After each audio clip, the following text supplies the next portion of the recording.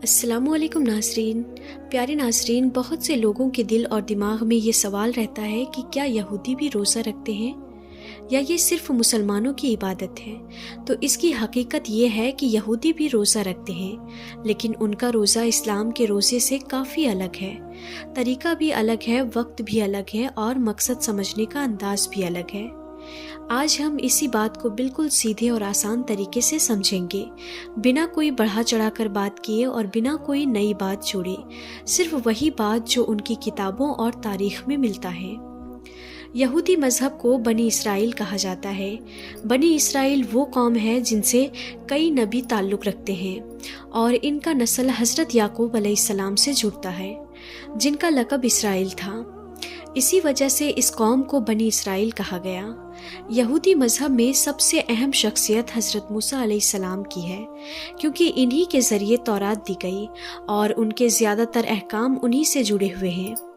یہودی مذہب میں عبادت، روزہ اور زندگی کے قانون سب تورات کے حساب سے چلتے ہیں، لیکن وقت کے ساتھ حالات بدلے تو کچھ چیزیں جڑتی چلی گئی اور کچھ میں فرق آیا۔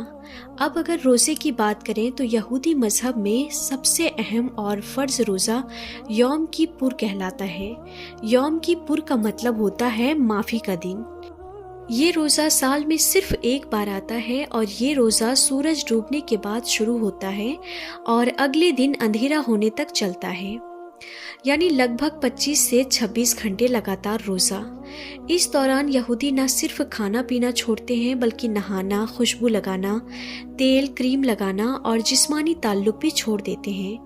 یہاں تک کہ آرام والی چمڑے کی جوتی پہننا بھی صحیح نہیں مانا جاتا۔ اس روزے کا اصل مقصد خدا کے سامنے جھکنا، اپنے گناہوں کا احساس کرنا اور معافی مانگنا ہوتا ہے۔ یہ روزہ رمضان کی طرح کئی دنوں کا نہیں بلکہ ایک ہی دن کا ہوتا ہے، لیکن کافی سخت مانا جاتا ہے۔ اس کے علاوہ یہودی مذہب میں حضرت موسیٰ علیہ السلام کے 40 دن کے روزوں کا بھی ذکر آتا ہے۔ جب وہ کوہ طور پر گئے تھے، تورات میں صاف لکھا ہے کہ ان 40 دنوں میں انہوں نے نہ روٹی کھائی نہ پانی پیا۔ اسی وجہ سے کچھ یہودی اس بات کو بہت اہم مانتے ہیں اور 40 روزوں کو عبادت کا بڑا ذریعہ سمجھتے ہیں۔ حالانکہ یہ روزے ہر یہودی پر فرض نہیں ہے بلکہ زیادہ تر نفلی طور پر دیکھے جاتے ہیں۔ اس کے علاوہ 7ویں مہینے کی 10 تاریخ کا روزہ بھی بہت اہم مانا جاتا ہے اور اسے بھی یوم کپور سے جوڑا جاتا ہے۔ کہا جاتا ہے کہ اس دن تورات کے اہم حکم دیے گئے تھے، اسی لیے اس روزے کو گناہوں کی معافی اور توبہ کا دن بھی مانا جاتا ہے۔ حضرت موسیٰ علیہ السلام کے بعد بنی اسرائیل پر اور بھی نبی آئے اور ان کے دور میں الگ الگ حالات پیش آئے۔ کبھی آزادی ملی، کبھی قید ہوئی، کبھی ملک چھینا گیا، کبھی آفت آئی۔ انہی حالات کی وجہ سے الگ الگ موقعوں پر روزے رکھے جانے لگے۔ اسی لیے یہودی مذہب میں صرف ایک روزہ نہیں بلکہ کئی طرح کے روزے ملتے ہیں، لیکن ان میں سب سے اہم وہی روزہ ہے جو سورج ڈوبنے سے اگلے دن رات تک چلتا ہے۔ یہودی روزے میں سحری جیسا کوئی عمل نہیں ہوتا۔ وہ لوگ روزہ شروع ہونے سے پہلے عام کھانا کھاتے ہیں اور اس کے بعد پورے وقت بنا کھائے پیے رہتے ہیں۔ روزہ ختم ہونے پر پہلے دعا کی جاتی ہے، اپنے گناہوں کی معافی مانگی جاتی ہے، پھر جا کر کھانا کھایا جاتا ہے۔ اس کے علاوہ یہودی مذہب میں کچھ اور روزے بھی ہوتے ہیں جو صبح سے لے کر سورج ڈوبنے تک رکھے جاتے ہیں۔ یہ روزے زیادہ تر کسی پرانے واقعے کی یاد میں ہوتے ہیں، جیسے کسی بڑی تباہی، کسی اہم شخص کی موت یا کسی مشکل دور کی نشانی کے طور پر۔ یہاں تک کہ شادی والے دن بھی دولہا اور دلہن روزہ رکھتے ہیں تاکہ نئی زندگی کی شروعات صاف اور پاک طریقے سے ہو۔ اگر کبھی بیماری پھیلے یا کوئی بڑی آفت آ جائے تو یہودی لوگ روزہ رکھ کر خدا سے رحمت مانگتے ہیں، اور اگر کسی بڑے شخص کا انتقال ہو جائے تو اس کی یاد میں بھی روزہ رکھا جاتا ہے۔ یہی وجہ ہے کہ حضرت موسیٰ علیہ السلام کے دنیا سے جانے کے دن کا روزہ بھی کچھ یہودی آج تک رکھتے ہیں۔ بعد کے دور میں جب بنی اسرائیل بابل کے قید میں رہے، اس وقت کچھ نئے روزے طے کیے گئے، لیکن یہ زیادہ تر نفلی تھے، اسی لیے ہر یہودی میں عام نہیں ہو سکے۔ لیکن کچھ سخت پرہیزگار یہودی آج بھی ہر پیر اور جمعرات کا روزہ رکھتے ہیں۔ ان کا ماننا ہے کہ حضرت موسیٰ علیہ السلام جمعرات کو کوہ طور پر گئے تھے اور پیر کے دن واپس آئے تھے۔ اسی لیے وہ ان دونوں دنوں کو خاص سمجھتے ہیں۔ یہودی کتابوں میں ایسے لوگوں کا بھی ذکر ملتا ہے جو جنگلوں اور ویرانوں میں جا کر عبادت کرتے تھے، روزے رکھتے تھے اور اپنے گناہوں سے نجات پانے کی کوشش کرتے تھے۔ اس سے یہ بات صاف ہوتی ہے کہ یہودی مذہب میں روزہ صرف بھوکا رہنا نہیں بلکہ خدا کے سامنے ٹوٹ جانا اور اپنے آپ کو جھکا دینا مانا جاتا ہے۔ اور یہی سے یہ سمجھنا ضروری ہو جاتا ہے کہ یہودی اور مسلمانوں کے روزوں میں فرق کیوں ہے اور یہ فرق کہاں سے شروع ہوتا ہے۔ اب جب یہ سمجھ آ گیا کہ یہودی روزہ کیسے رکھتے ہیں تو ضروری یہ ہے اور یہ سمجھا جائے کہ یہودی اور مسلمانوں کے روزے میں اصل فرق کہاں سے شروع ہوتا ہے۔ سب سے پہلا فرق نیت اور نظام کا ہے۔ یہودی مذہب میں روزہ زیادہ تر گناہوں کی معافی اور کسی پرانے واقعے کی یاد سے جڑا ہوا ہے، جبکہ اسلام میں روزہ صرف معافی نہیں بلکہ تقوی حاصل کرنے کا ذریعہ ہے۔ اسلام میں روزہ ایک پورا ٹریننگ سسٹم ہے جس میں آنکھ، کان، زبان، دل اور جسم سب شامل ہوتے ہیں۔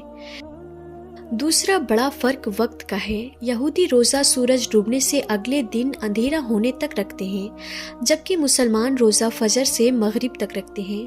لیکن مسلمانوں کے روزے میں سحری کا خاص عمل رکھا گیا ہے جو خود ایک عبادت ہے۔ نبی کریم صلی اللہ تعالیٰ علیہ وسلم نے صاف فرمایا کہ مسلمان اور یہودی روزے میں فرق کرنے والی چیز سحری ہے۔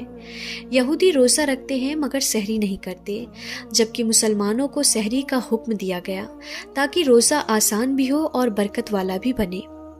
تیسرا فرق پابندیوں کا ہے۔ یہودی روزے میں نہانا، تیل لگانا، خوشبو لگانا اور چمڑے کی جوتی پہننا بھی چھوڑ دیتے ہیں، لیکن اس کے باوجود ان کے روزے کا تعلق عام زندگی سے کٹ جاتا ہے، جبکہ اسلام میں روزہ رکھتے ہوئے بھی انسان کام کرتا ہے، روزی کماتا ہے، لوگوں سے ملتا ہے اور خود کو سماج سے الگ نہیں کرتا۔ یعنی اسلام کا روزہ زندگی سے بھاگنا نہیں بلکہ زندگی کے بیچ رہ کر خود کو قابو میں رکھنا سکھاتا ہے۔ اب اگر نماز کی بات کریں تو یہودی عبادت میں کوئی طے رکعت، کوئی طے طریقہ، کوئی طے وقت ہر جگہ ایک جیسا نہیں ملتا۔ ان کی نماز یعنی ان کی عبادت زیادہ تر دعا اور تلاوت پر ڈیپینڈ ہوتی ہے، کبھی کھڑے ہو کر، کبھی جھک کر، کبھی سجدے میں اور کبھی جھومتے ہوئے۔ لیکن اسلام میں نماز ایک مکمل نظام ہے، دن میں 5 وقت طے ہے، طریقہ طے ہے، جماعت کا مضبوط سسٹم ہے جس میں امیر، غریب، گورا، کالا سب ایک صف میں کھڑے ہوتے ہیں۔ یہ چیز اسلام کو صرف مذہب نہیں بلکہ ایک پورا سسٹم بناتی ہے۔ یہودی مذہب میں اجتماعی نماز دن میں 3 بار ہے، جبکہ اسلام میں 5 وقت کی نماز کو خدا سے جوڑ دیتی ہے۔ اب تہواروں کی بات کریں تو یہودی کیلنڈر بھی چاند پر چلتا ہے، لیکن ان کے تہوار زیادہ تر کسی ایتہاسک یاد سے جڑے ہیں، جیسے پاس اوور جو مصر سے نکلنے کی یاد ہے، جبکہ اسلام کے تہوار سیدھے عبادت سے جڑے ہیں۔ عید الفطر روزے کی عبادت کے بعد آتی ہے اور عید الاضحیٰ قربانی اور فرمانبرداری کی یاد دلاتی ہے۔ یعنی اسلام میں خوشی بھی عبادت سے جڑی ہوئی ہے۔ کھانے پینے کے معاملے میں یہودی کوشر کھاتے ہیں جو کچھ حد تک حلال جیسا ہے، لیکن ان کے یہاں دودھ اور گوشت کو ایک ساتھ کھانا منع ہے، جبکہ اسلام میں حلال کا نظام آسان بھی ہے اور فطرت کے قریب بھی۔ اب ٹوپی والے سوال کو سمجھیں تو یہودی کپا پہنتے ہیں تاکہ خدا کو یاد رکھیں۔